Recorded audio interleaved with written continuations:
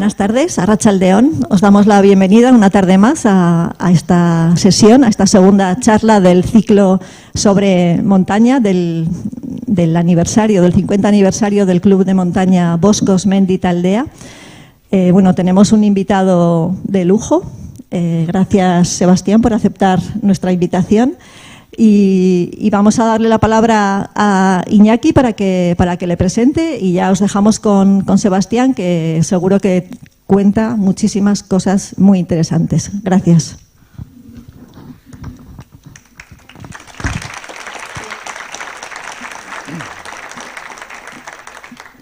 Bueno, buenas tardes, Arratsaldeon, bienvenidos y bienvenidas al ciclo de jornadas montañeras que el Club de Montaña Boscos organiza con motivo de su 50 aniversario. Muchas gracias por vuestra participación, también a las personas que nos siguen por streaming, y muchas gracias a la Biblioteca de Navarra por su apoyo y colaboración en la organización de este ciclo. Esta tarde continuamos con este ciclo de conferencias y tenemos el placer de contar con la presencia de Sebastián Álvaro, que es periodista, aventurero y director de ese programa de televisión de Al filo de lo imposible, para hablarnos de su pasión por la aventura y de los valores del alpinismo, que son grandes valores para la vida. Durante más de 30 años ha sido jefe de expediciones de aventuras, liderando un equipo de técnicos y especialistas con el que ha dejado reflejadas experiencias únicas, desde la ascensión a los 14 cumbres que superan los 8.000 metros hasta las travesías al Polo Norte y Polo Sur. Estas experiencias, además de esa dimensión aventurera, constituyen una reflexión sobre el mundo interior del hombre, situado al límite de sus posibilidades, y su relación con la naturaleza en su vertiente más agreste. Bien, en esta jornada vamos a tener la oportunidad de que nos haga partícipes de esas experiencias y que nos transmita su visión y sus sensaciones. Es una ocasión de las que no se presentan habitualmente, y por eso no voy a extenderme más en la presentación de Sebastián Álvaro. Os dejamos con Sebastián para disfrutar con su charla.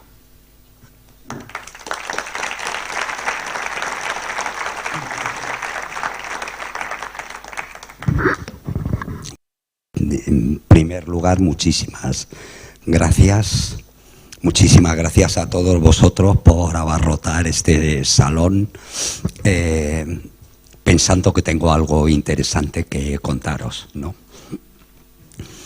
Lo digo porque probablemente mi madre no lo hubiera entendido. Mi madre siempre pensaba que con diferencia yo era el peor de los hijos que había tenido. Y bueno, tenía un par de frases que he recordado muchísimas veces. Debería decir que todo lo que vengo a hablar aquí, que cuando me llamó Mari Carmen y me dijo que lo que queremos es que nos hables de alpinismo clásico, ¿no? Y yo pensé, la mayoría de las cosas importantes que he aprendido para andar por el monte, lo que me los enseñaron fueron mis padres, que no eran montañeros, que no eran aventureros, que eran los lecheros del barrio. Porque eso tiene que ver con los valores fundamentales, esto que dice que viene desde lejos, ¿no? Las virtudes de los filósofos estoicos, que todos sabréis, porque todos sois montañeros, cuáles son, ¿no? La fortaleza, la justicia, la sabiduría, la valentía, la prudencia, la templanza, más o menos. Bueno, yo todo eso lo aprendí de mis padres y lo aprendí tarde, porque yo era el hijo rebelde de la familia, y el día que pasados los 40 me descubrí hablando a mi hijo como mi madre me hablaba a mí, descubrí de golpe dos cosas.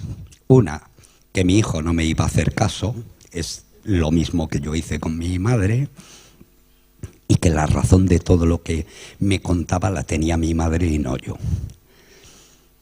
Así que debería empezar esta charla primero con un recuerdo emocionado a mi querido amigo Anchón Arza. Estuve atado a esta ciudad por lo mejor que se puede estar anclado, que son por lazos de amistad y de emoción. Si un día fuimos grandes haciendo programas de piraguas o de barrancos, fue porque me llevó Ancho Marza. Al filo del imposible no es el producto de un tipo genial que un día se inventó una cosa nueva. Es más bien todo lo contrario. Al filo del imposible es el producto de mucha gente que creyó en el trabajo, en el esfuerzo, en el espíritu de aventura y luego trabajamos como locos. Y en todo ese camino nos equivocamos un montón de veces, pero nos volvimos a poner de pie y volvimos a seguir haciendo una cosa que con el tiempo se ha terminado convirtiendo en un clásico, que no es lo antiguo, porque, y aquí empiezo ya, ¿sabéis cuál es la diferencia entre clásico y antiguo? Antiguo es por lo que ha pasado el tiempo y clásico es lo que se ha terminado convirtiendo en un modelo. Así que de lo más orgulloso que estoy en mi vida es encontrarme a gente caminando por el monte que me dice mis hijos y yo hacemos montaña gracias a vosotros. Así que lo que vengo es a daros una vuelta por el mundo. Una vuelta por el mundo que yo conocí y que, como hablaba a la hora de la comida, con amigos de mi misma edad aproximadamente, nuestro mundo se está extinguiendo. Y esa es la mala noticia. Pero ¿y la buena cuál es? La buena me la dio una respuesta. Tuve la inmensa fortuna de llegar a tiempo de entrevistar a todos los grandes, a John Hahn, a Messner, a Herzog, pero de Bonatti me hice amigo. Y la última entrevista que le hice a Bonatti, para mí el más grande alpinista que jamás ha existido, lo digo porque si queréis luego podemos hablar al final. La última entrevista le pregunté qué le parecía esto que está pasando en el Everest, ¿no? Y me dijo: Sebas, es que es probable que si yo hubiera nacido ahora, no hubiera sido alpinista. Dice, si esto les va bien a los chavales, esto de correr por el monte, esto de hacer una cola para subir al Everest con botellas de oxígeno y tal, y tal, y tal. Dice, pues si a ellos les va bien, allá ellos. Dice, pero yo soy un hombre de otros tiempos y me voy a quedar para siempre en mis tiempos. Y me pareció cojonuda la respuesta, tanto que la hago mía. Así que yo me voy a quedar en mis tiempos, voy a seguir defendiendo que hay determinadas cuestiones que tienen que ver con la montaña, pero que tienen que ver con la vida, que son los valores esenciales. Y tiene que ver con la honestidad, con la valentía, con ser valiente en el mejor sentido de la palabra, es decir, tener opción y sin embargo ayudar a la gente, ser solidarios. Así que venir a dar una vuelta en el mundo, ¿no? Hay un verso de Tennyson que es, la gente que me sigue ya sabe que lo digo muchas veces, así que si ya lo habéis oído, perdón. Pero dice el Ulises de Tennyson, venid, amigos míos, venid, pues siempre hay un momento para encontrar un mundo nuevo. Así que venid conmigo a dar una vuelta por el mundo. Gracias.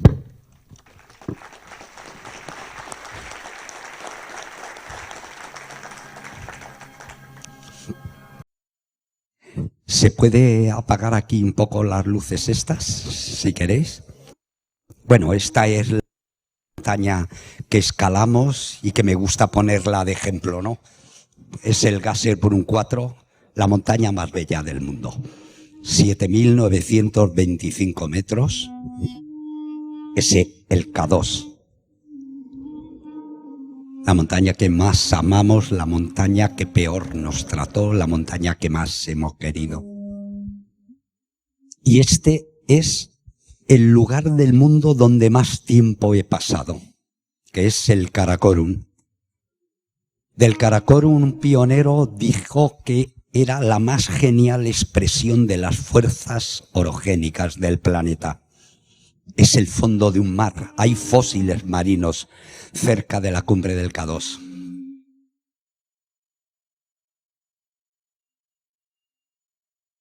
Es el mundo puesto en pie. Es la desmesura. Es el mundo de los alpinistas. Todo esto que estáis viendo es lo que nos da las características esencialmente humanas. Somos un mono desnudo, una raza avanzada de monos que se hace preguntas y que se atreve a adentrarse en lo desconocido. Aunque muchas veces, como la palabra aventura indica, entrañe peligro. Todo lo misterioso, todo lo desconocido es peligroso. Y nos habla además de las contradicciones de lo que somos. Nos gusta la vida confortable, nos gusta quedarnos en casa. Y cuando estamos en casa soñamos con volver, soñamos con viajar, soñamos con subir montañas. El gran Quijote decía, hay que creer en los sueños, pero hay que perseguir los sueños. Cada uno tiene que encontrar su estrella imposible, su montaña imposible. Esto es lo que veíais cuando veíais al filo. Según algunas veces la prensa, un montón de chicos alocados que se jugaban tontamente la vida. No.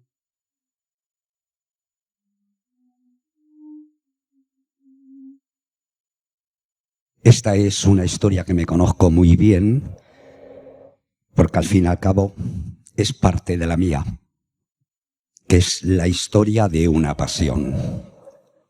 Y me gusta empezar esta historia primero con una canción que es la canción de cuna de Brahms. La canción de cuna de Brahms sonó en 1922 en el cementerio de Grytviken y sonó no para un bautizo, sonó para el entierro del ilustre explorador británico Ernest Henry Shackleton.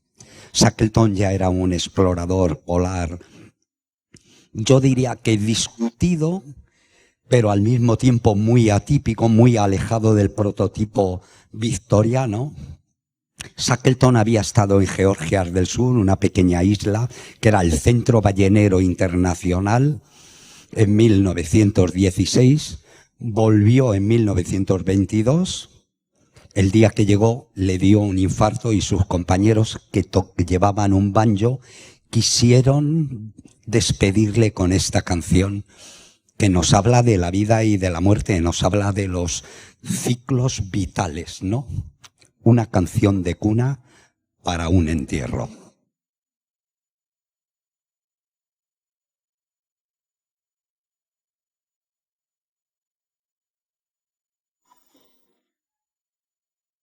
Pero ¿por qué nos metemos en líos? Como decía mi madre, ¿no? ¿Quién te manda a meterte en líos? Somos una especie exploradora desde nuestros inicios. Luego, mucho más tarde, Ashley Cherrygarrard diría que la exploración es la expresión física de una pasión intelectual. Pero exploramos porque deseamos saber, porque nos hacemos preguntas y queremos encontrar respuestas, aunque no siempre las encontramos. No todos los de nuestro género probablemente sean exploradores, pero genéticamente nos hubo bien que hubiera gente que se adentrara en lo desconocido, que se saliera de la norma, que hiciera el mundo redondo. El año pasado se cumplieron 500 años probablemente de la aventura más prodigiosa de todos los tiempos, la circunnavegación del planeta por Magallanes y Elcano. Apenas 25 o 30 años después del siglo XV, prácticamente las costas de América ya estaban bien definidas. La exploración, el descubrimiento tiene que ver con el ansia de saber, pero también con cuestiones prácticas. Tiene que ver con la navegación, con el saberse situar en las estrellas, tiene que ver con la cartografía.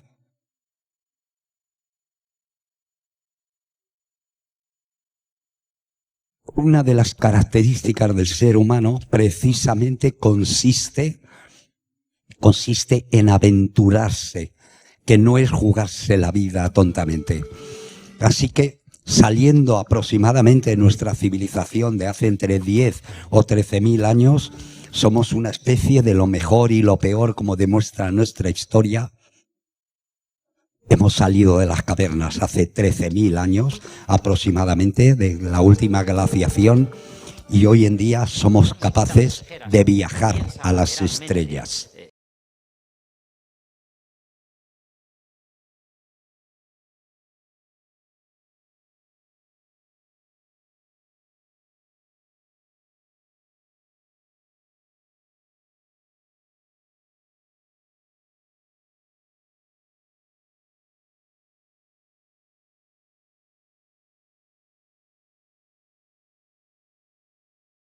Las montañas nos han atraído desde el principio de la historia.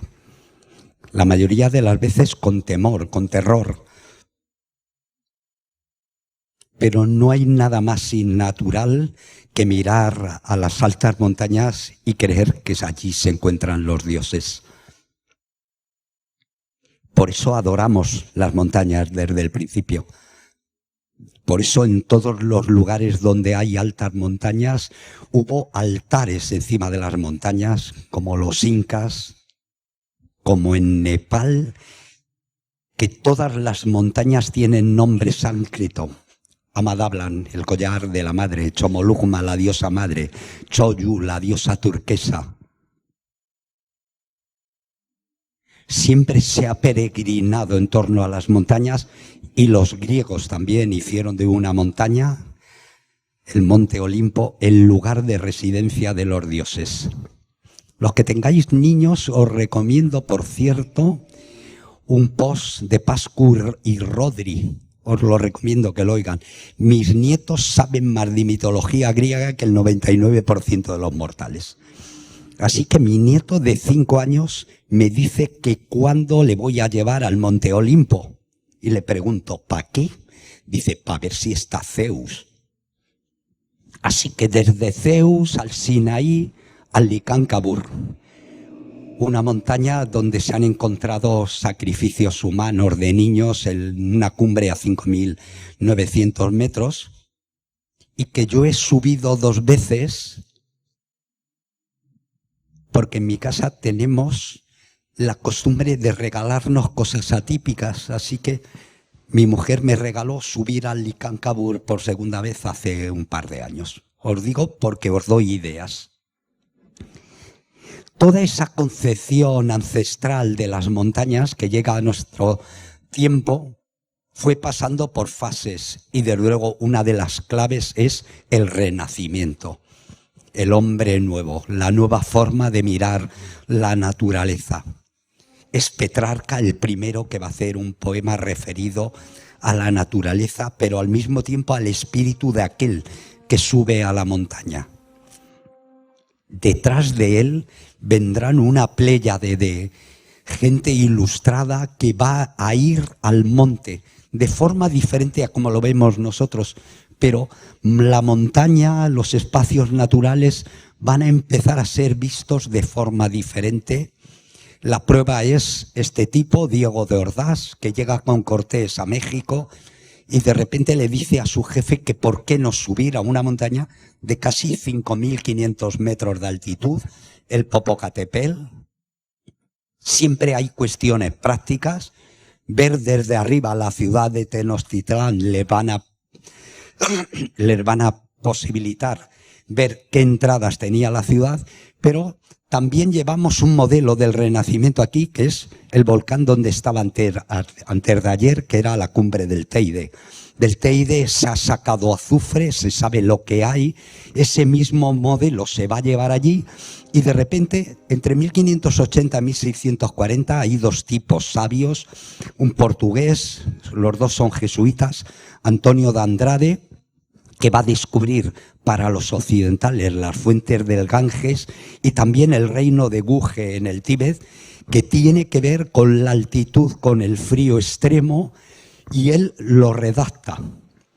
Y justo al mismo tiempo el padre Fray José de Acosta, que es uno de los que asesora al rey Felipe II, va a describir por primera vez lo que nos pasa cuando vamos a altura, que es un aire tan fino y tan sutil que no alimenta el cuerpo ni el espíritu.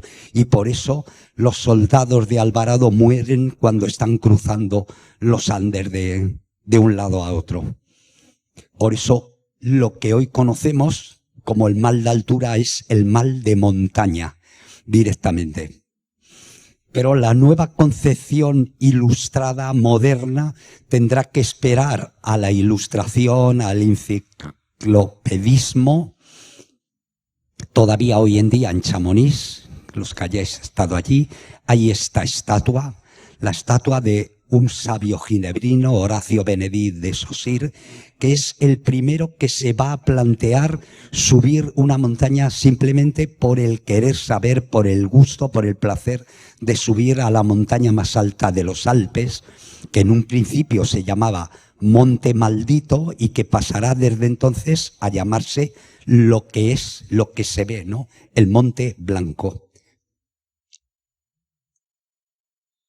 Subirían en 1786 Balmat y Packard y al año siguiente el propio sabio ginebrino subiría él con unos porteadores a la cumbre del Mont Blanc.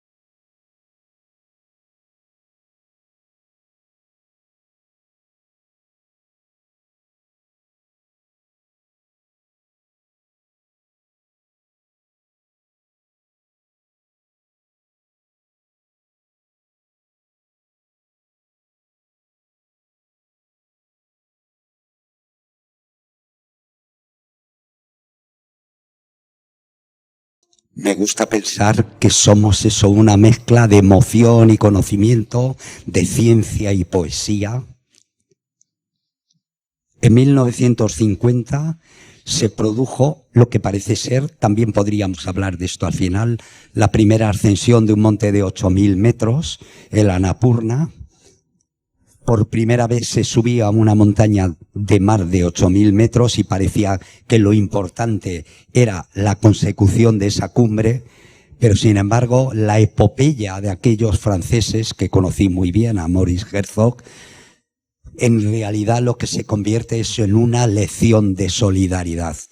La aventura no fue subir a la cumbre. La aventura fue bajar con vida a sus compañeros, a la Chenal y a Herzog. Herzog perdería los 20 dedos de las manos, de las manos y los pies, los 10 de las manos, los 10 de los pies. La Chenal sufrió también congelaciones graves en los pies.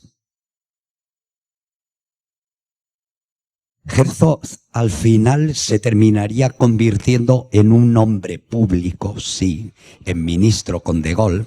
En España ningún alpinista llegará a ser ministro, ya os lo digo yo.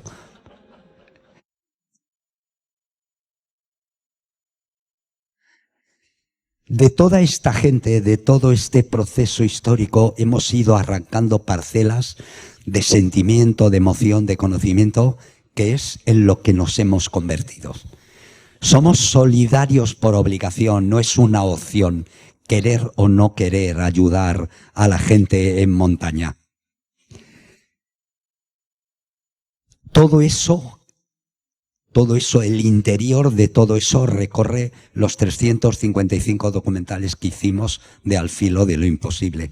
Que hicimos montaña, pero hicimos, bueno, esto es el cruce de Alaska o el Polo Norte y luego batimos el récord del mundo de paramotor. No todo lo que hicimos en esos años, en esos 355 documentales aproximadamente que hicimos, nos salió bien, pero nos salió bien más del 90% de las cosas.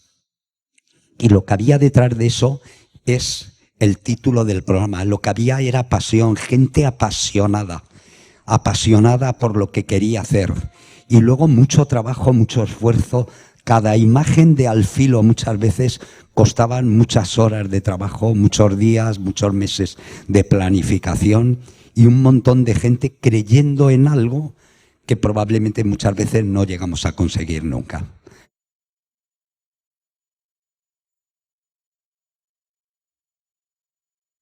Lo digo porque muchas veces, aunque la prensa dijera otra cosa, nuestra vida no fue dar saltos tontamente inútiles al vacío.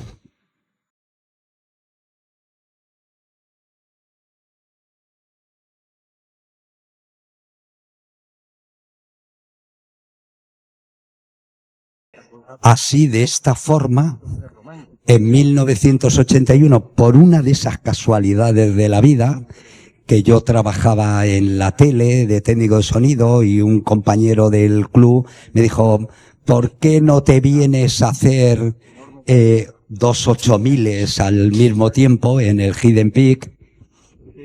Y nos fuimos allí. En realidad, en 1981 lo que hicimos fue pagar novatada tras novatada de las que fuimos haciendo. Íbamos solamente 5 personas.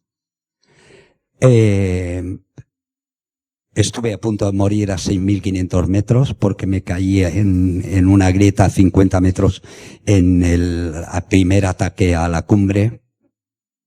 Lo digo porque la mayoría de las veces lo que hacemos es recobrar lo que sembramos. Hoy os estoy contando esta historia aquí porque 2 amigos que venían atados conmigo se quedaron en medio de la tempestad a sacarme de un sitio que yo no hubiera salido de allí nunca. Y lo que no podía imaginar, claro, es que 2 meses más tarde la gente que me sacó de allí, Manuel Martínez, Marisa, morirían en los Alpes.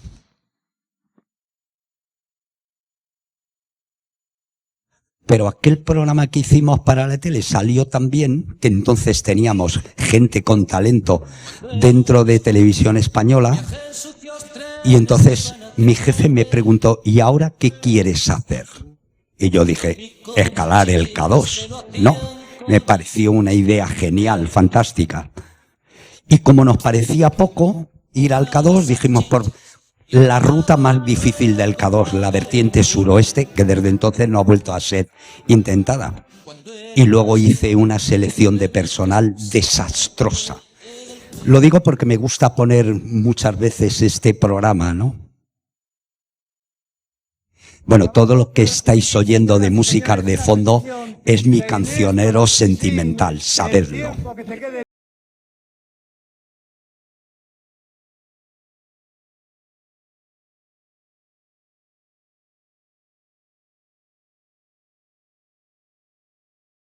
Hice una selección de 15 personas y a los 10 días de estar en el campo base del K2 me quedé con 5. Así que lo primero que pensé es, bueno, si hubiera elegido solo 5, me hubiera salido mucho más barata la expedición, ¿no? Lo más importante es que del fracaso como de la droga se sale, se aprende. Los fracasos no es el final de nada, es el principio de otra cosa. Es el principio para saber en qué te equivocaste. Nos equivocamos al ir el K2, estaba demasiado alto y demasiado grande para nosotros. Nos equivocamos con la vía que habíamos señalado y me equivoqué con la gente. Y eso nunca jamás lo olvidé.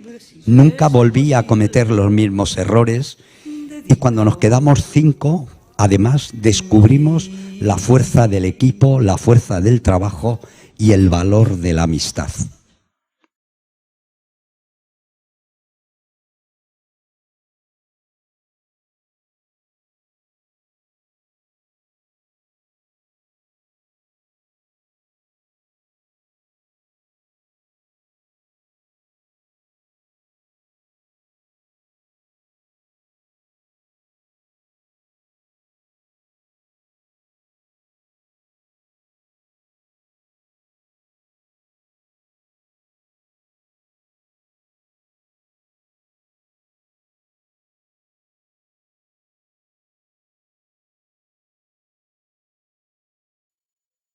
Eso fue al filo.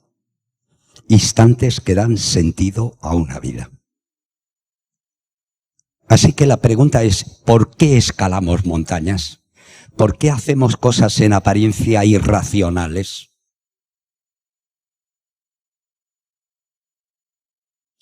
¿Por qué elegimos montañas imposibles para subir? Ya os he puesto las 2 primeras expediciones que hicimos, en las que nos curtimos. Esto es lo último que hemos filmado. Ya habíamos subido al Cerro Torre y en febrero del 2020 me fui con 3 amigos, con Alberto Iñurrategui, Martín Pala y Martín Iraola. Y de aquí os podría contar un montón de cosas de por qué la montaña del Cerro Torre fue imposible durante décadas, considerada la montaña inaccesible, la montaña de los vientos, el arca de los vientos. Pero sin embargo me voy a callar para que lo veáis.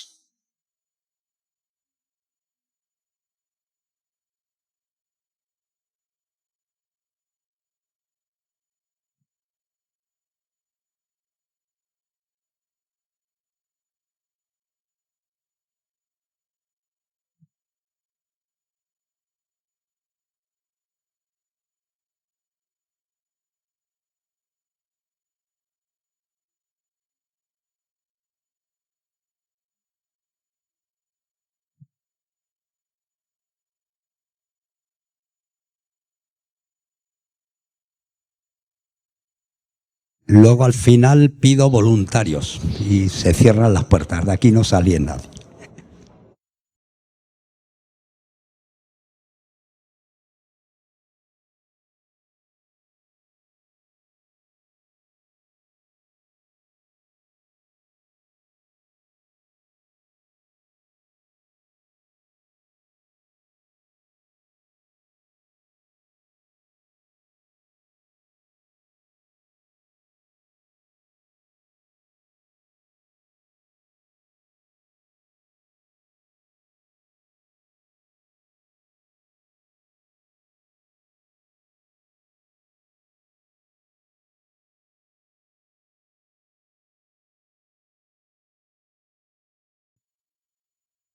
No podría decirlo mejor que Pisón, así que he preferido que lo diga. Necesitamos una alta relación moral nueva que tiene que ver con nuestro contacto con la naturaleza. No tenemos plan B para el planeta. Es mentira que el planeta esté en peligro. Lo único que está en peligro es nuestra especie. Así que yo os voy a explicar. Yo tengo 73 años, tengo 2 nietos, sigo escalando montañas, ¿no? Porque un día me llevaron a un sitio como este. Cuando descubres la gran naturaleza por primera vez, lo que sientes es una sensación de maravilla, de asombro, de prodigio. Decía Aristóteles que el asombro es el origen del saber. Es un sentimiento que no vas a olvidar nunca, jamás. En la montaña y en un bosque te sientes como un niño, que tiene que ver con nuestra capacidad de jugar. Lo que nos diferencia de otras razas de mono es que cuando ellos maduran, dejan de jugar y dejan de ser curiosos. Nosotros no dejamos de ser curiosos jamás en la vida. Descubrir las montañas para mí significó 2 cosas. Empezar a descubrir el mundo en el que vivo y empezar a descubrir mis posibilidades, mis limitaciones, mis fortalezas, mis debilidades. Y luego es un camino largo que no se termina nunca de aprender y que tiene que ver con la propia vida. Tiene que ver con el conocimiento, pero tiene que ver con la emoción, con nuestra capacidad de emocionarnos, que no debemos perder nunca. Tiene que ver con nuestros límites y con los del planeta en el que vivimos. Y es un camino que es circular, porque cuando eres joven y eres fuerte, y eres torpe, y eres orgulloso, y eres imprudente, quieres escalar cada vez montañas más altas. pero es un camino de ida y vuelta en el que a medida que vas envejeciendo, las montañas vuelven a recuperar su estatura. Y de repente descubres que llegar a la cima de cualquier montaña, por alta que sea, no te hace diferente ni te hace mejor. No encuentras allí arriba nada que no tengas tú encima. Que lo que nos enriquece es el camino en el que llegamos, los afectos que tejemos en el camino, la gente con la que te enriqueces. Y eso fue el camino de Al Filo. Un camino que pasa desde luego por las altas montañas. Cuando en el mundo solo había 7 personas que tenían las 14 montañas de más de 8.000 metros, solo 7, 4 eran de Al Filo. Es un camino de muchas alegrías y algunas tristezas, porque en el camino yo he perdido 33 amigos cercanos. Pero nada gratis hay en la vida. Los que se quedan en casa, les voy a dar una mala noticia, los que se quedan en casa van a morir también, igual que los que salimos a escalar montañas. Y la única diferencia es que podemos elegir hoy aquí en este sitio qué queremos hacer con nuestras vidas. Y queremos subir montañas, pero queremos conservarlas. Y las queremos conservar para la gente que venga detrás. Queremos que ellos tengan la misma posibilidad de emocionarse que tuvimos nosotros cuando éramos niños. Y ahí caminaré con mis nietos, si tengo suerte.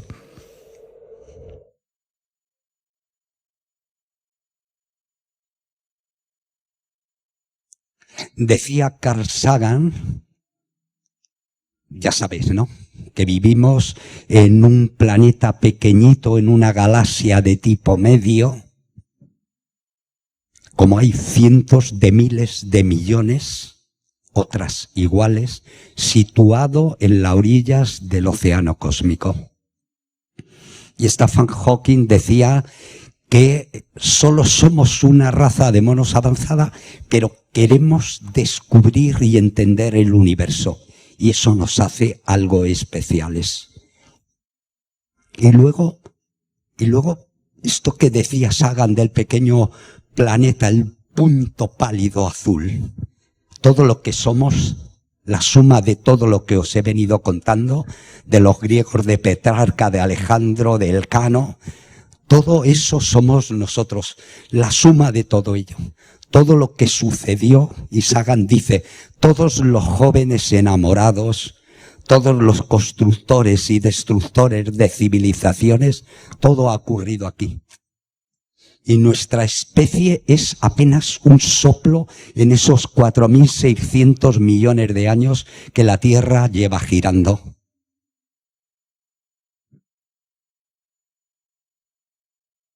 Y no hay plan B. No hay plan B. No nos podemos ir de aquí y buscar otro lugar cuando la hayamos terminado de destruir, de contaminar las aguas, los ríos. Por una serie de casualidades, es aquí donde se dio el milagro de la vida. Y no somos los reyes de la creación, somos simplemente una especie más interdependiente de las miles que hay y que dependemos unas de otras. Algo que no habíamos entendido, ¿no? Hay zonas de China ya donde se poliniza a mano porque no hay abejas.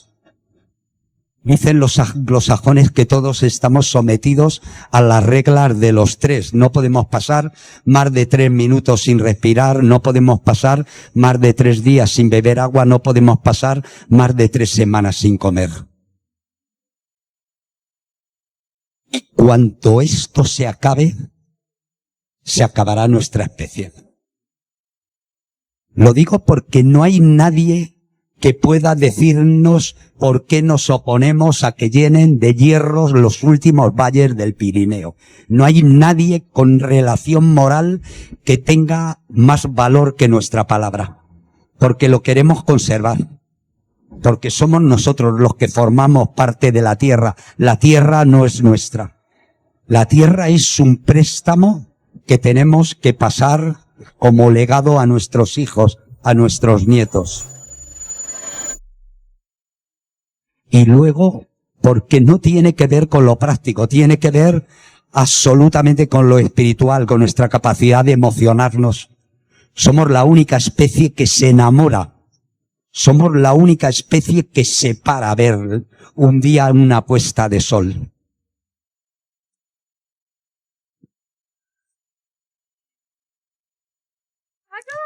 Y esto es un apartado especial. Este es el apartado publicitario de Al Filo. Porque desde hace 24 años estamos haciendo este proyecto de ayuda humanitaria en una aldea a 3.200 metros en Pakistán. Una aldea de 1.500 personas. A día de hoy tenemos escolarizados el 93% de niños y niñas de una república islámica. A día de hoy tenemos el único equipo femenino alpinista en Pakistán. Y no somos muy bien vistos. Pero dejadme que os cuente una cosa. Todo lo que estamos haciendo se lo debo a esta gente porque estos chavales, todos envejecidos prematuramente, la vida en mi aldea no sobrepasa la media a los 50 años. Quiere decir que todos los chavales, chicos y chicas de 40 años, las chicas a los 40 años tienen 10 partos ya en las espaldas. Todos ellos ya saben que van a morir pronto. Lo digo porque muchas veces tenemos una visión del mundo que es absolutamente eurocéntrica, ¿no? No, el mundo no es como se vive en Europa. El mundo es mucho más grande. Esta gente, que es la que participó en nuestras expediciones, en una sola expedición al K2 utilicé 325 porteadores. Estas son mis niñas, que espero traer aquí en octubre. Niñas nacidas en una aldea de la Edad Media y una de ellas termina los estudios universitarios este año. Bueno, esto es un poco lo que hicimos. Así que durante 11 años estuvimos formando un equipo. Habíamos hecho ya 60 expediciones, 90 capítulos de Al Filo, ya habíamos hecho varias veces 2 8000 en una atacada, teníamos un equipo suficientemente maduro.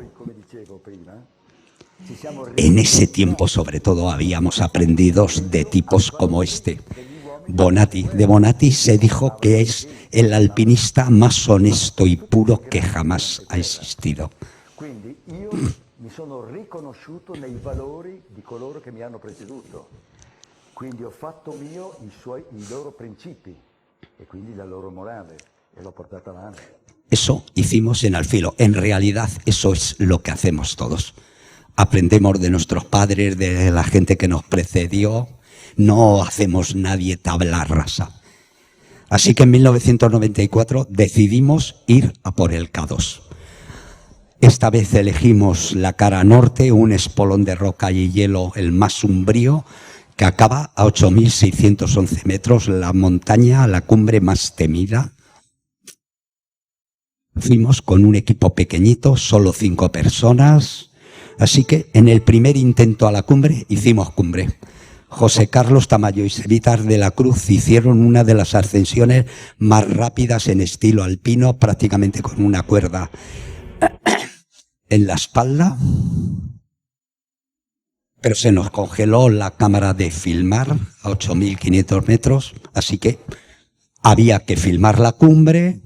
Juanjo San Sebastián y Acho Apellaniz eran la gente más veterana, más curtida, con más 8.000. Se llamaban el equipo B, decían ellos, por basurilla. Los otros decían que eran el equipo D diésel. Los tendríamos perdidos 7 días por encima de 8.000 metros después de hacer cumbre.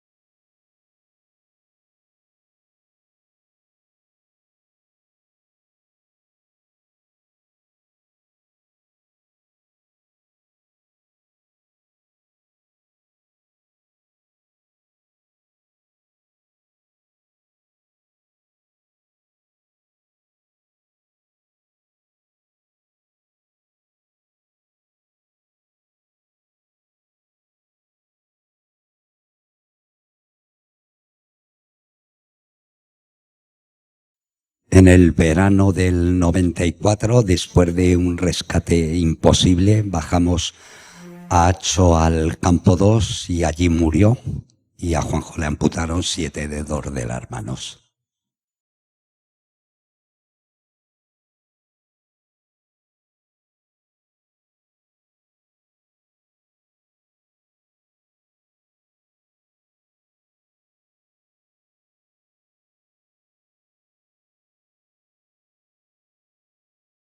Acho murió en una tienda, no tirado a 8.000 metros. Acho murió en una tienda rodeado de sus amigos, de sus compañeros, que le metieron en el saco, que le estuvieron cuidando hasta el último momento.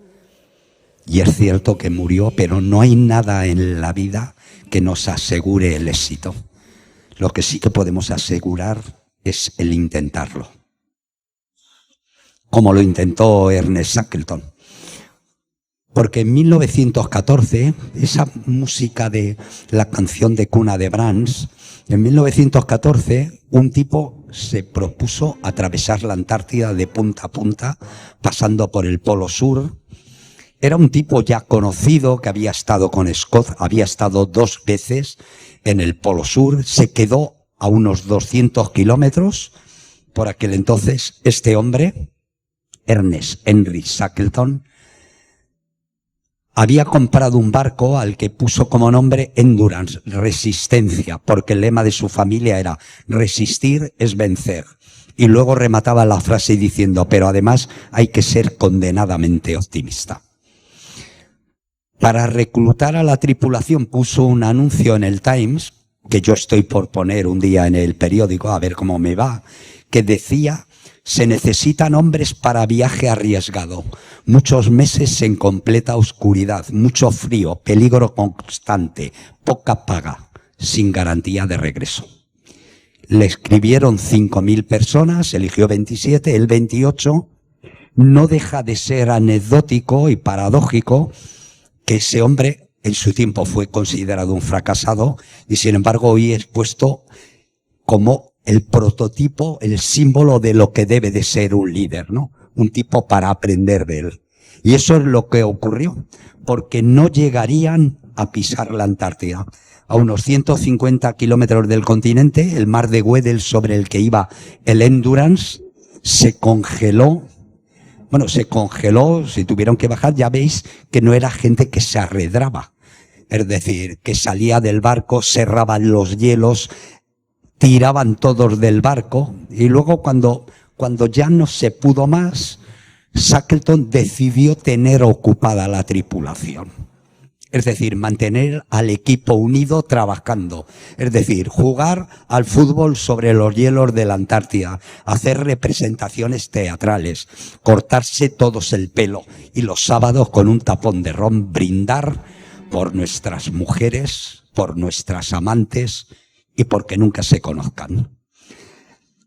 Así que estuvieron luego. Cuando la situación se hizo insostenible, sacaron lo poco que podían aprovechar y la presión de los hielos literalmente trituró el barco. El año pasado lo encontraron a 3.200 metros de profundidad, lo que queda del casco del Endurance. Una situación imposible, ¿no? Estaban a 15.000 kilómetros de casa. El día que salían, a principio de agosto del 14, se empezaba la Primera Guerra Mundial. Nadie en Gran Bretaña, en el Reino Unido, estaba preocupado por la suerte y sin embargo Shackleton reunió a su gente y les dijo: señores, hemos perdido el barco y las provisiones. Ahora volveremos a casa. Fácil de decir, pero imposible de cumplir. Vivieron 16 meses sobre témpanos a la deriva, que a medianoche se giraban, se volteaban, se partían. Estuvieron a punto de morir varias veces, pero para entonces el equipo de Shackleton era un equipo unido. La gente se jugaba la vida, se tiraba al agua para sacar sus compañeros y así poco a poco la deriva de los hielos les llevó a Isla Elefante. Parecían fantasmas, estaban a punto de morir varios de ellos, llevaban 2 cirujanos que tuvieron que amputar dedos, que tuvieron que tratar a los enfermos. lo primero que hizo Shackleton es que se prepararan una taza de chocolate caliente. Y luego, pensando, lo que hicieron fue preparar una canoa de 6,5 metros a la que pusieron un hule y una vela y volvieron a dar ejemplo, que es la única forma de la que uno es líder, y durante 19 días atravesaron 1.500 kilómetros del mar más temido por los marinos. Estuvieron varias veces, se considera esa navegación la navegación más peligrosa que se ha realizado, pero al 19 días lograrían dar con la isla Georgias del Sur, donde estaban las factorías balleneras, pero habían ido al occidente, todas las factorías balleneras estaban al oriente, tenían que cruzar una isla desconocida, que no había mapas, que estaba lleno de glaciares, de escarpaduras. Es una travesía que he hecho 2 veces, que hice con mis amigos 2 veces. Las 2 veces hemos estado a punto de no salir de esa historia, de esa aventura. Pero Shackleton lo lograría. Estaban tan destruidos física y mentalmente que tuvieron alucinaciones y luego lo contaron. Creían, eran 3 y contaban cada uno de ellos que veía un tipo de más. Y Eliot hizo un poema que os recomiendo que se llama El tercer hombre. Shackleton llegó a las factorías y lo primero que hizo fue preguntar: ¿la guerra ha terminado? Pero la guerra no había terminado. Los británicos morían a millones en las trincheras. Solo en una batalla, la de Somme y el Verdú, se perderían más de 1 millón de jóvenes por mover una trinchera 500 metros. Así que nadie estaba preocupado por Shackleton. A la 4ª intentona, Shackleton lograría rescatar a su gente y traérselos a Europa. Y como no cabía esperar otra cosa, lo primero que hicieron nada más llegar fue apuntarse voluntarios a la Primera Guerra Mundial, y en los primeros días 3 de ellos murieron y 5 quedaron heridos muy graves. Shackleton volvería 6 años más tarde a Georgias y el día que llegó le dio un infarto, pero sus compañeros le hicieron de homenaje la canción de cuna de Brahms.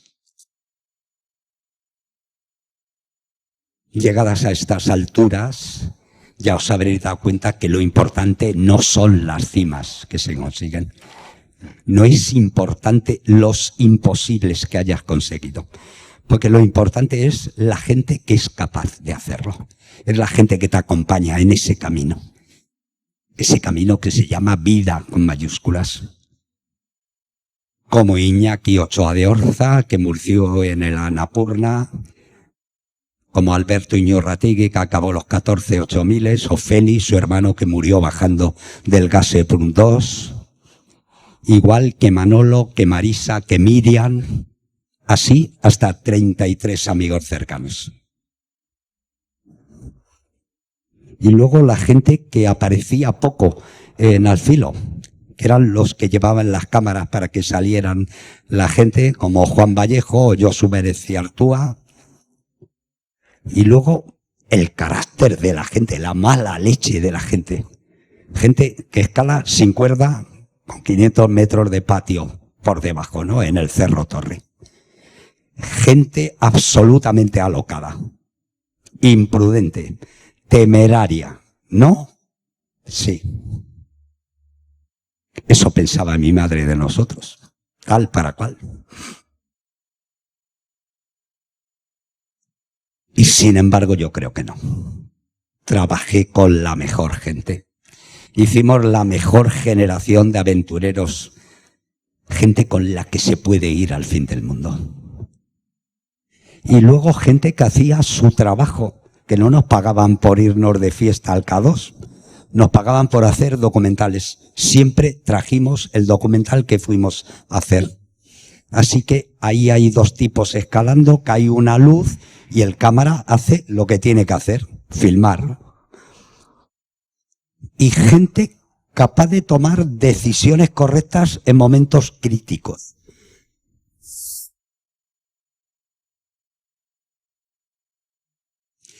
Porque si estás colgado a 6.000 y pico metros de altitud y te pilla una tormenta, en el Amimbrac, por ejemplo, pues o te bajas o es probable que 2 días más tarde no puedas bajar. Así que en el Amimbrac perdimos todo el material, pero mi gente bajó.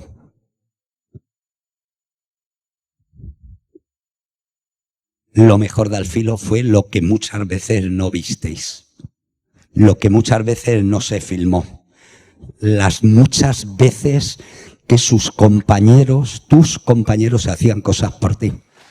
Las veces que nos retiramos de sitios porque no lo vimos claro, como por ejemplo las 2 veces que fuimos al Pilar Oeste del Makalu y nos vinimos sin monte.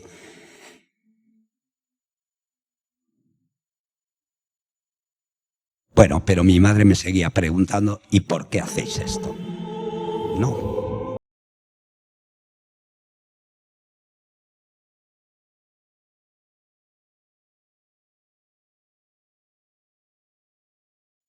Porque la vida no se mide en años que vives, se mide en cómo rellenas esos años. El tiempo no es solamente meses, años, minutos, segundos. La vida es profundidad, honduras, emociones. Hay momentos de la vida, como decía Juanjo, que dan sentido a una vida. Hay momentos de plenitud, no sé si tanto de felicidad, pero es el momento de reivindicar la alegría. De reivindicar que lo que haces está en consonancia con lo que piensas, con la armonía del mundo. Y también con los afectos que tienes a tu lado, porque la vida no se vive solo. Bueno, si quieres llegar muy rápido, vete lejos y vete corriendo. Pero si quieres llegar lejos y vivir plenamente, ve acompañado y ve con buena gente.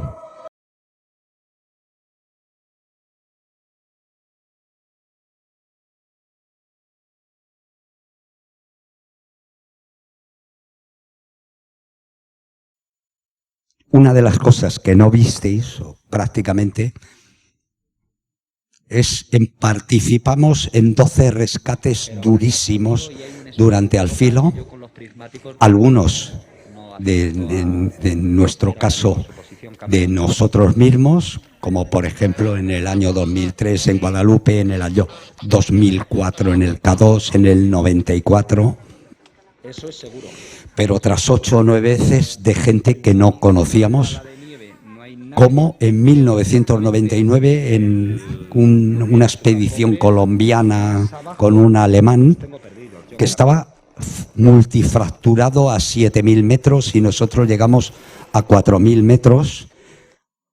El campo base con uno de los mejores equipos que hemos tenido, este tipo Volker Stahlball. Fijaros en esta mirada y luego la del final. Tuvimos que bajarle por el muro Kingshofer 200 metros y luego un corredor de 1.500 metros por el que caían piedras.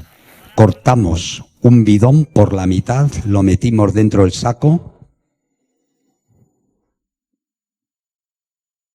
Mis compañeros Tamayo, John Lazcano, Alberto y Félix Iñurrategui salvarían la vida de este tipo. Esta es la única y la última oportunidad. Esa fue la mejor que nos salió. Y esta es la última de las que nos salió muy mal. No sé si os acordáis del accidente de Óscar Pérez y Álvaro Novellón en el año 2009 en el Lato, en el que un accidente hizo que Óscar Pérez se quedara a 6.400 metros colgado de una tapia y estuvimos durante 2 semanas con helicópteros, con gente que había llegado de España para intentar salvarle. Me lo preguntaron ayer en Radio Nacional, que estábamos hablando de toma de decisiones, ¿no?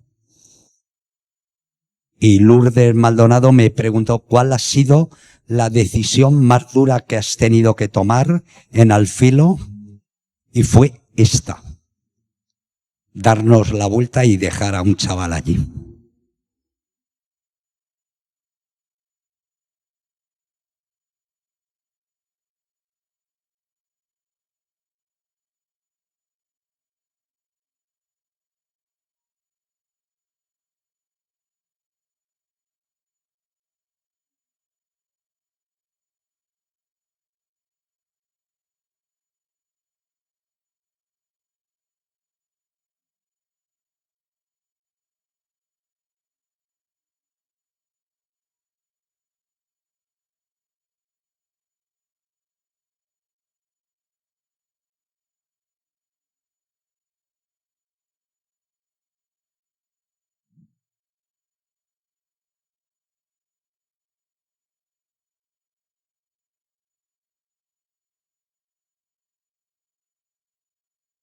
y luego está lo que uno está dispuesto a hacer por aquello que quiere.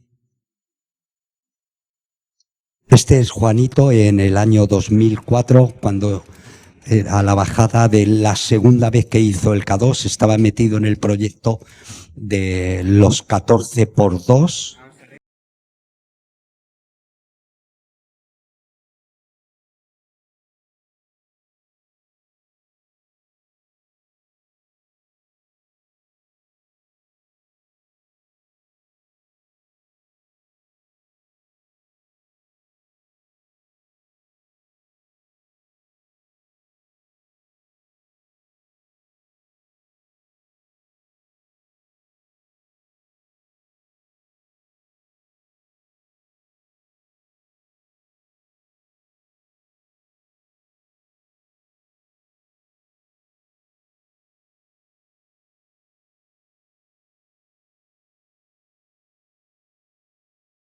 Yo creo que una de las cosas que me decían es el jefe tiene que dar las instrucciones concretas y que te entiendan.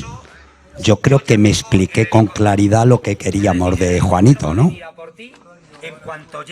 No se puso la botella de oxígeno. Mañana voy a estar con él. Lo digo, si queréis que le diga algo de vuestra parte, este es el momento.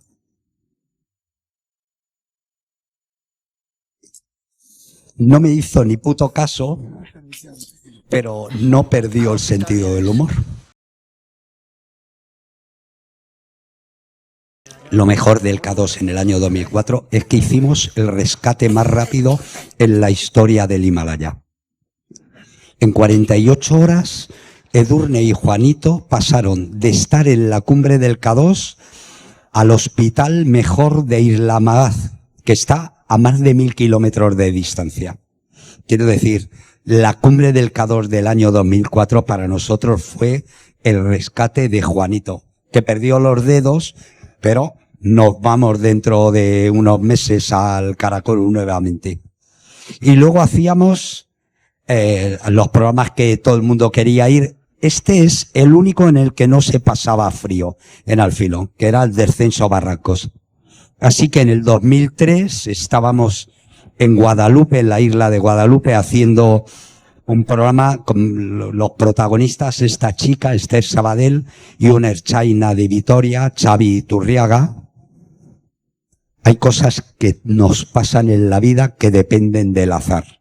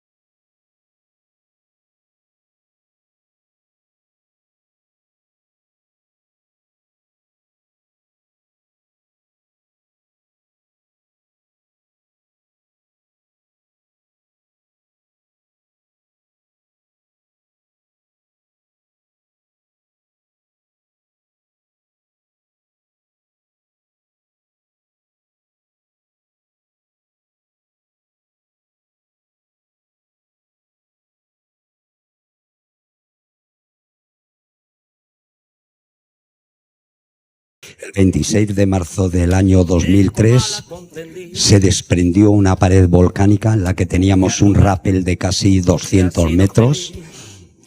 Xavi Turriaga estaba arriba y murió instantáneamente. Esther se partió en 20 trozos, la cadera en 14, el brazo en 3, y luego estuvimos 15 horas cantándole esta canción de Sabina.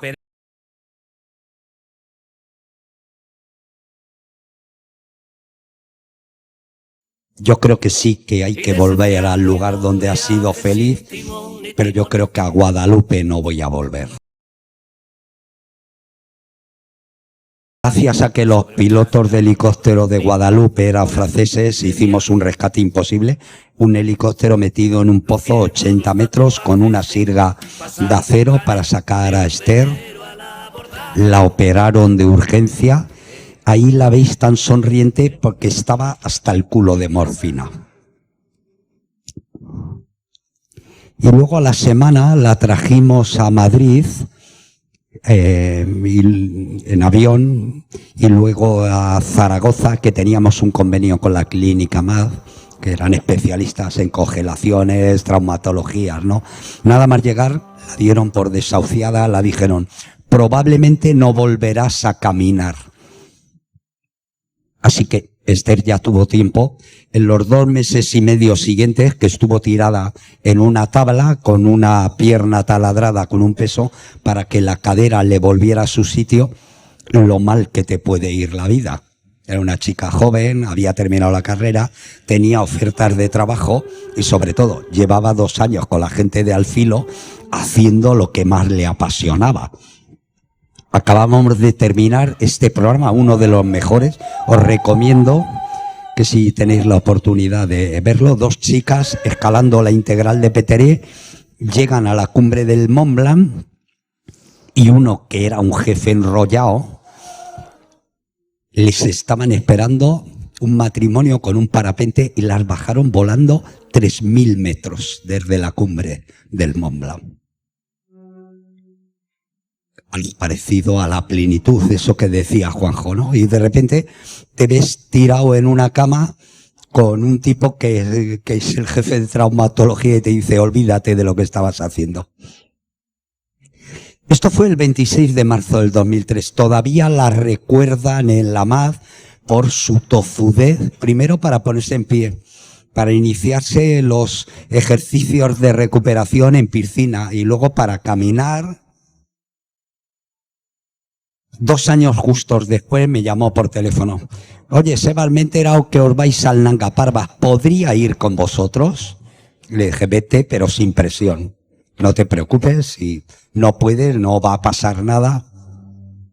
Se impuso tareas pequeñitas. Por cierto, hay una diferencia entre objetivo y propósito. El propósito es dónde vas a querer llegar. El objetivo es el que te pones hoy. Voy a llegar al campo 1. Y pasado mañana al 2. Y al otro día al 3. A 7.000 metros. Le dije, ya has cumplido sobradamente. Me dijo, Seba, déjame intentar hacer la cumbre.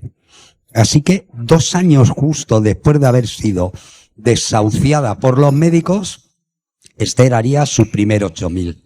Al año siguiente, el segundo. 2 años después, el tercero. Y de esto hará unos 12 o 13 años, no recuerdo, que me llamó y me dijo, ya no puedo volver con vosotros porque tengo la edad límite para prepararme las plazas de bombero de la Generalitat de Cataluña. Las más duras de España. 3.500 personas, para 178 plazas, solo 8 chicas sacaron la plaza de bomberos en igualdad de condiciones físicas que sus compañeros varones. Una de ellas, Esther, que la tenemos apagando fuegos por ahí, ¿no? He de decir que nadie de la gente de Alfilo, ni incluido su jefe, es gente perfecta. Así que Esther tampoco es perfecta. Ya veis que no me pone un banderín de la tele a derechas. Pero es como decía Shackleton, ¿no? Cuando la vida te va mal, échate la vida a la espalda. Sé jodidamente optimista. Esta vuelta al mundo se está acabando. Pero antes de irnos vamos a pasar por el Polo Norte, porque como hemos estado en casi todos los sitios, ¿no?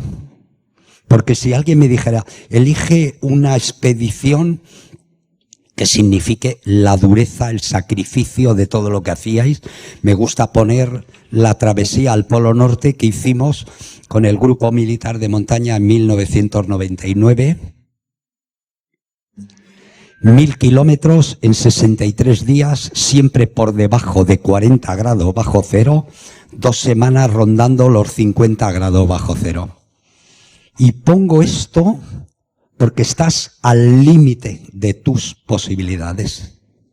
Mientras que en montaña ves la cumbre y tienes el objetivo que estás viendo todos los días, por la mañana en las expediciones polares es mirar al suelo, ponerte a dar y a sufrir Y como me contó uno de ellos, que mira, Sebas, yo no paraba no porque yo fuera fuerte, sino porque el que iba delante de mí no paraba. La clave me la dio una pregunta que le hice al capitán médico cuando le pregunté, ¿qué le contarás de esta expedición algún día a tus nietos? En el Polo Norte.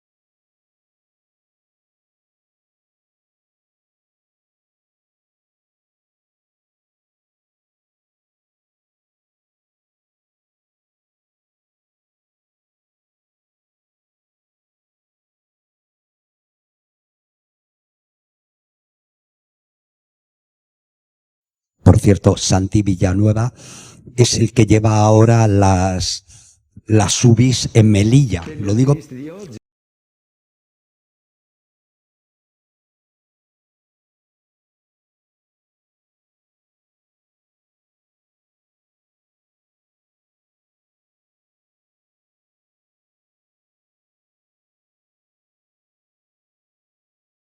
Esto va para el Club Boscos.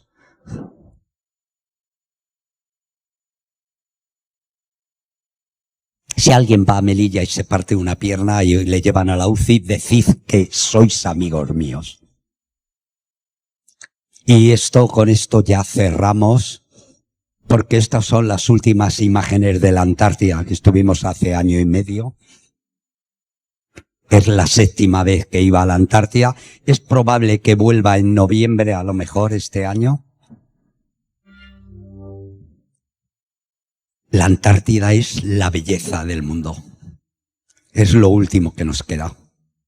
Eso que decía Eduardo Martínez de Pisón, ¿no? Es el último lugar donde se recluye la belleza, el silencio, la soledad, la tierra de antes y después del hombre. Son las últimas gotas de esencia de lo que era la tierra antes de nuestra llegada. Y por eso la tenemos que conservar. Habíamos ido a hacer un proyecto, es que no me da la vida para contaros todo lo que hacemos, porque estamos haciendo un proyecto genético también, cardiogenético en el Himalaya muy interesante. Luego, si queréis, de cualquier cosa de estas, si me preguntáis os lo contaré, ¿no? Lo mejor fue hacer esto en un sitio que estás solo, sin nadie. Llevas tu barco, te dejan aquí, escalas, vuelves. Lo peor es la demostración, la constatación de que el cambio climático ha llegado ya a la Antártida. Y la Antártida es el refrigerador del planeta que tiene una gran influencia en las corrientes marinas y atmosféricas. No sé si os lo he dicho, pero mis amigos, los más cercanos como Juanjo, como Ramón, como Alberto Iñurrati, cuando les llamo me temen. Entonces, hace unos años les dije, coño, ¿por qué no volvemos a Georgia del Sur y hacemos aquella historia que hizo Shackleton? Y a veces les convenzo. Bueno, yo que soy tan poco marino, Juanma, 7 días vomitando a la ida, 14 días vomitando a la vuelta. Para estar allí un mes y poder hacer la travesía de Shackleton. Bueno, ya nos veis cómo vamos, con raquetas o con esquís, con botas de plástico, con tiendas de última generación, con GPS.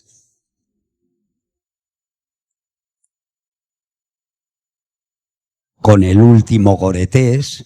Lo digo porque tantas veces despreciamos a la gente que nos precedió, ¿no?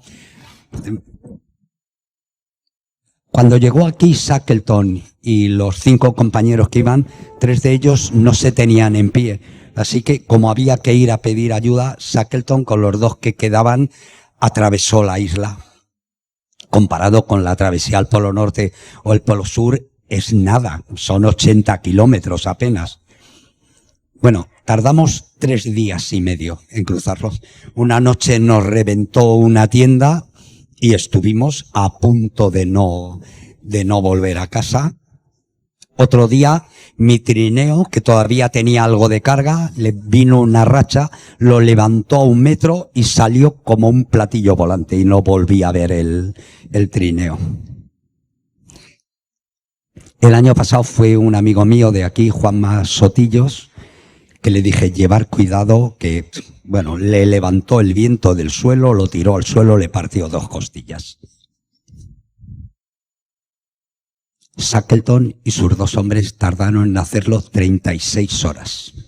Vestidos con algodón, con lana, llevaban unos zapatos de cuero y como no llevaban crampones se pusieron unos tornillos. Lo digo porque fueron gente mucho más grande que nosotros. Morían mucho más joven y tenían menos conocimientos del mundo, pero eran valientes hasta decir basta. Y siempre tuvieron claro el precio que debían de pagar. Así que terminamos aquí, llevamos a la tumba de Shackleton whisky y tabaco, que era lo que tomaban esta gente. En la parte de atrás, uno de esos poetas que descubrí luego puso una frase que representa su vida. Yo sostengo que un hombre ha de luchar hasta su último aliento por el precio en el que ha fijado su vida. Eso es lo que hicimos. Muchas gracias.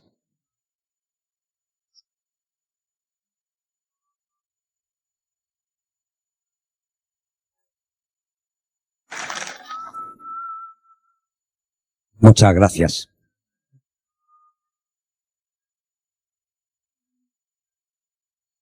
Muchísimas gracias. Muchísimas gracias por vuestra hospitalidad, por vuestra cordialidad y por ser gente de al filo. Así que estoy a vuestra disposición. Por cierto, para la gente que salga, hay unos DVDs ahí que es para que el que quiera que se los lleve de al filo. Y así luego no tengáis excusas para decir, yo es que no vi al filo, vi Sálvame y por eso salí así. Y estoy a vuestra disposición. Si quieres, tú mismo puedes coordinar. Bueno, bueno, y luego he traído aquí unos libros, que estos es para pagarlos, pero el que los quiera, se los firmo.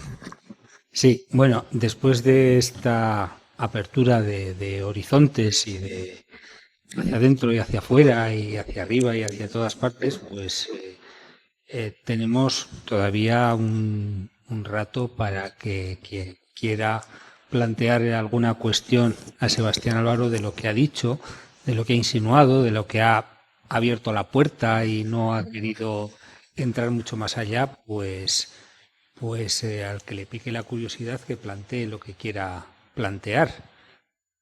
No es frecuente encontrar aquí a alguien que conjugue esa naturaleza o esa orientación de aventura, de riesgo, con lo que es gestionar un equipo que va por esos sitios, que parece que quiere ser algo mucho más planificado y mucho más medido y contado para que salgan las cosas, porque eso que has dicho de volver siempre con el documental que habías previsto hacer, a mí me parece que eso es un logro como el de la cumbre. Por eso duró al filo 30 años.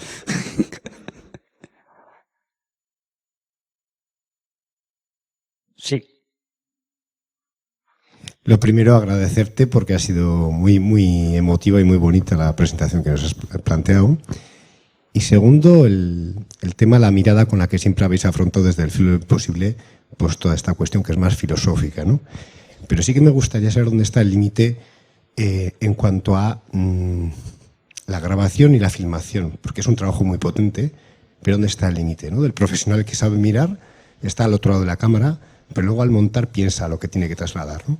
Habrá veces que habréis grabado cosas que nunca se van a emitir, ¿no? Pero, es decir, ¿dónde está ese límite? La verdad es que he hecho una pequeña referencia. Bueno, no puedo contar todo porque tengo que ir al ritmo. Lo que habéis visto es un documental de Al Filo en directo. Esto era lo que hacíamos todos los domingos. Pero sí he querido dejar, me parece que cuando empieza el K2 del 94, que he dicho, tardamos 11 años en hacer un equipo compacto. 11 años fue lo que nos costó. Y ahí lo que hicimos, voy a contar cosas que no deberían de salir de aquí. Lo de al filo se queda en al filo, ¿no? Como en el campo.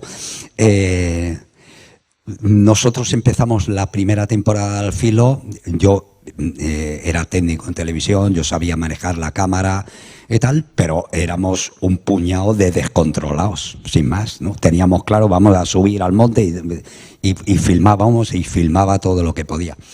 Y de repente, en la primera temporada ya que nos dejaron hacer lo que era una tanda de documentales, que en televisión española eran entonces 13. Es decir, a mí me firmaban un presupuesto y yo ya sabía cuándo iba a emitir el programa, en qué banda horaria. Bueno, algo que hoy en día es imposible en la tele.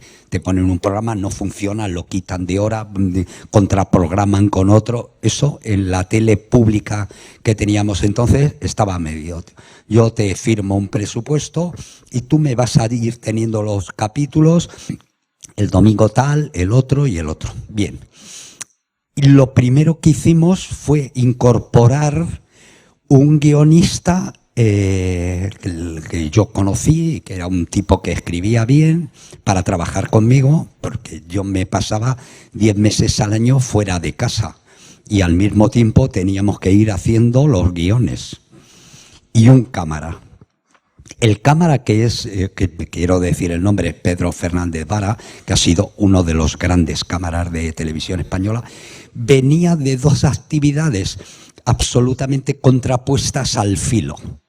Venía del mundo de la publicidad y de hacer las primeras películas porno en España.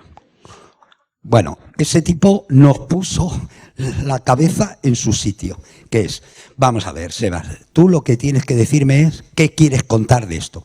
No, ¿qué tal? No, cuéntame, esto. Vale, venid aquí, chicos, todos vamos al ritmo del cámara. Pongo la cámara aquí. Acción. Parar.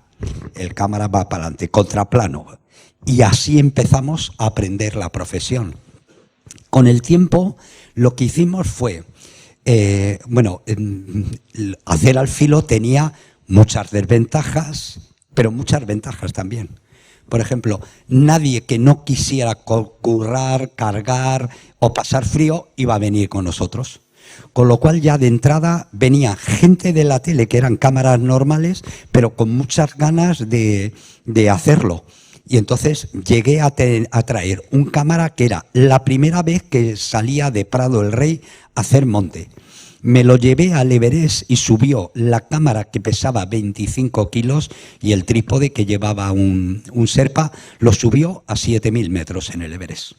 Es decir, que teníamos esa capacidad. Y luego, por contra, había gente dentro del filo con talento y con ganas de hacer fotografía. Por ejemplo, Josu Berece Artua es uno de ellos, pero Ferran Latorre es otro de ellos, que les gustaba más estar detrás de la cámara que delante, lo cual también me favorecía las cosas, porque en al filo también había conflictos de egos de vez en cuando.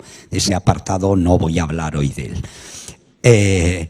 Y entonces a Ferran o a Josu les llevábamos una semana a Madrid, que teníamos el Instituto Oficial de Radio y Televisión, y les dábamos unas clases que por otro lado eran muy sencillas, complejas pero sencillas, porque las máquinas de filmar eran mecánicas y no como las de ahora de que tienes que entrar a un menú. No.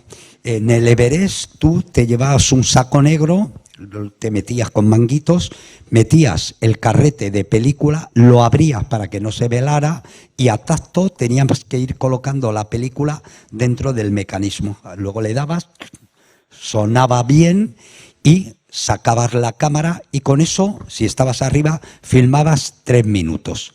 Si llevabas la cámara grande podía filmar hasta 11 minutos. Ni que decir tiene que cuando íbamos por ahí, un rollo de película era cuestión sagrada.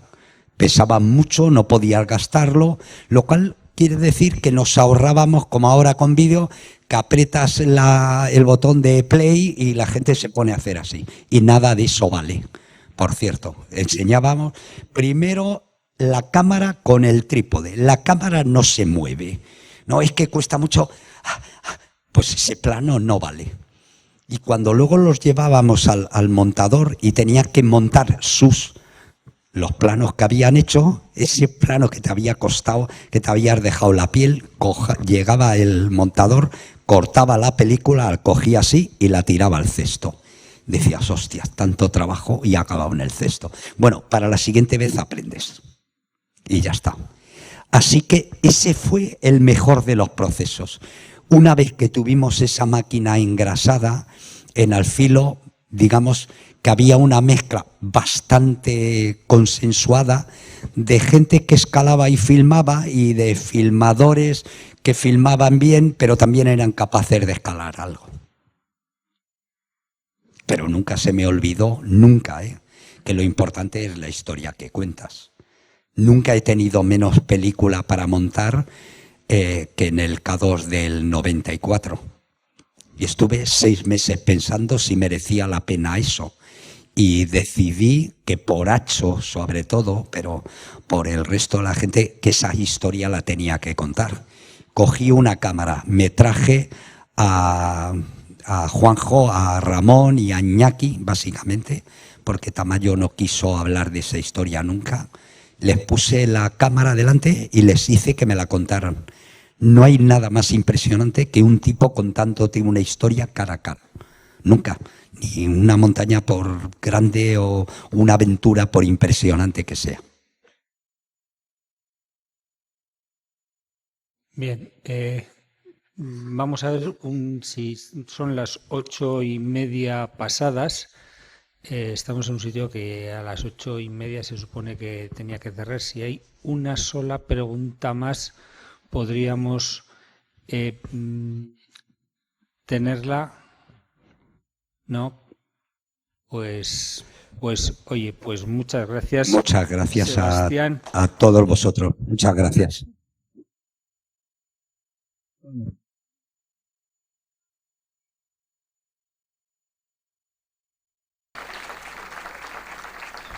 Bien.